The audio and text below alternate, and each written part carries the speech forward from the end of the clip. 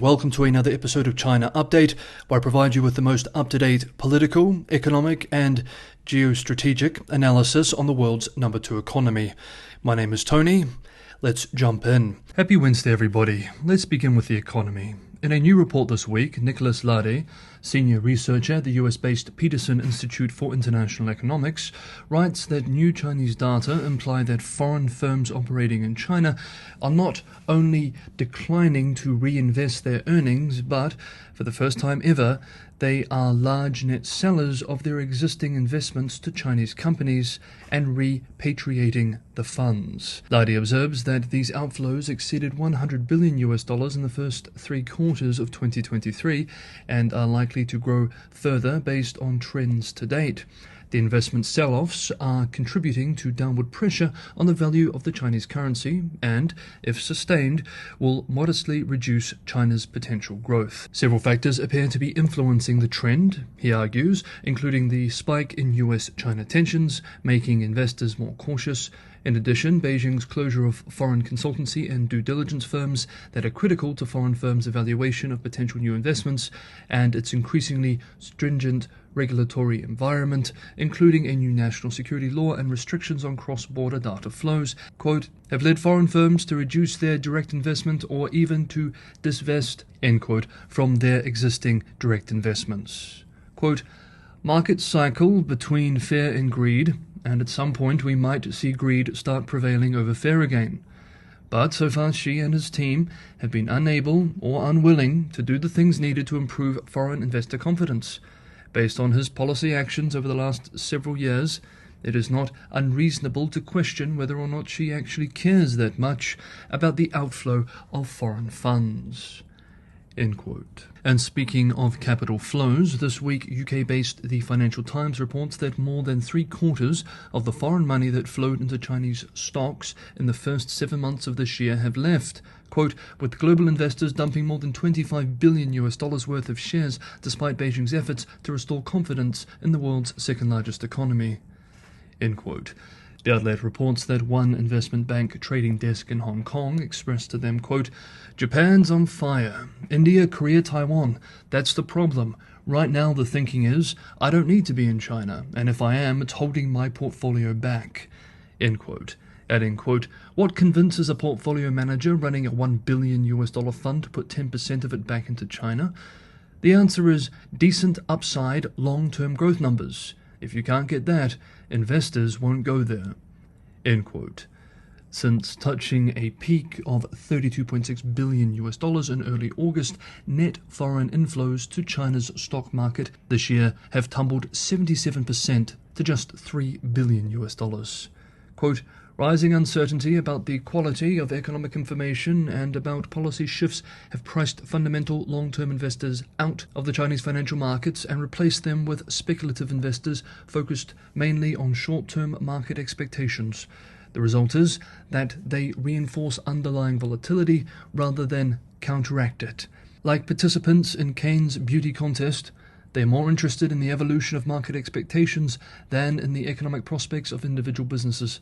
This doesn't matter for now because foreign capital is such a small part of the market, but it does mean that foreign investment flows, at least part of which is Chinese money held abroad, do little to benefit the functioning of domestic stock markets. End quote. Interestingly, though, the Yuan, China's currency, may finally be seeing some relief. The Yuan is among one of the worst performing currencies in Asia this year. However, pressure on the currency has eased considerably this month as the US dollar has retreated somewhat globally and US-China ties have seen some stabilization. On Tuesday, the yuan gained 0.4% in both onshore and offshore trading to appreciate past the daily currency fixing set by the People's Bank of China for the first time since July. Hao Hong, chief economist at Grow Investment Group, expressed on the development, quote, flattening the fix in recent months actually strengthened the People's Bank of China's credibility as a price setter, and no one would mess with the central bank. The yuan could rally past 1.7 per dollar very soon, as US yields stabilize and the gap between China and the US narrows. End quote. Let's move away from the economy for a moment and look at a very different development. Despite the happy faces at the Xi-Biden meeting last week in San Francisco, Beijing still very much believes that it is in a long-term rivalry with the US-led West, and an important front in that conflict is ideological struggle.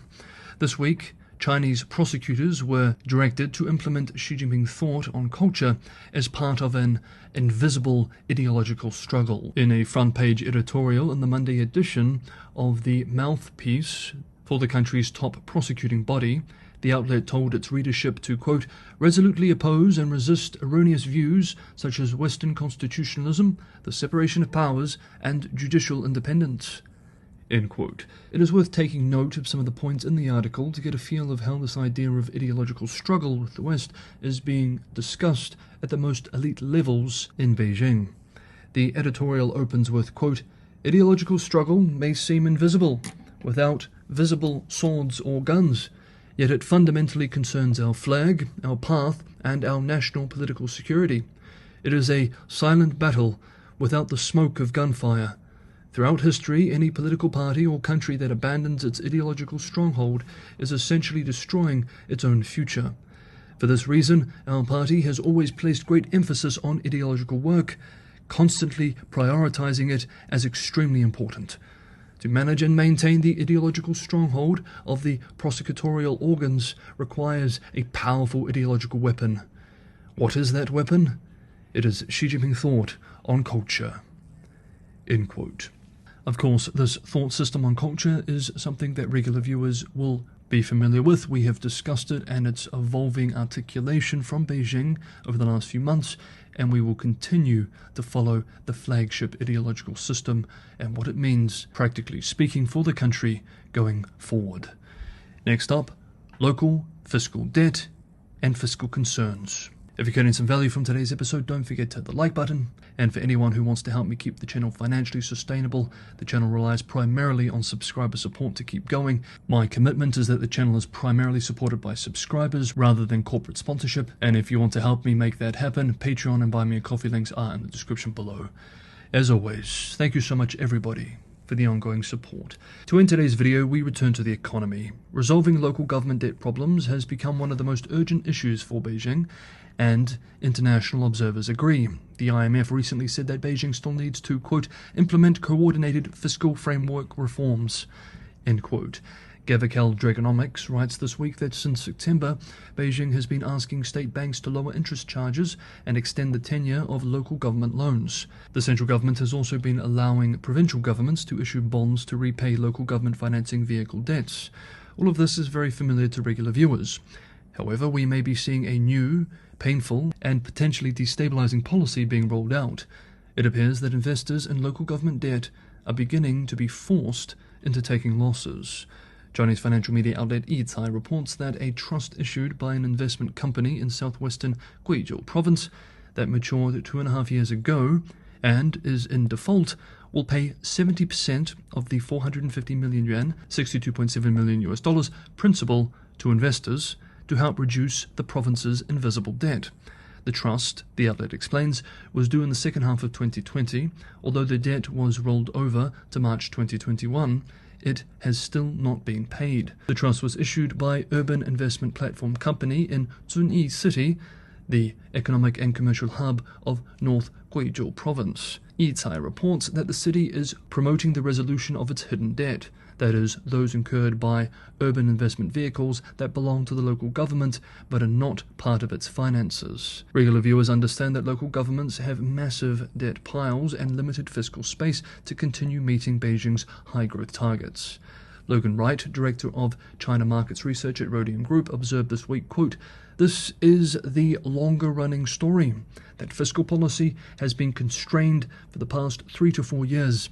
It's becoming more and more constrained in terms of what it can actually do." End quote. Thus, the big China story in the coming years will be whether and how Beijing will allow local governments to repair their fiscal conditions and what the implications of the resulting much slower economic growth will be. After all, China faces very meaningful trade-offs between all of these adjustments. Or, if the fiscal crisis is not resolved, what does this trigger for the wider system as a whole?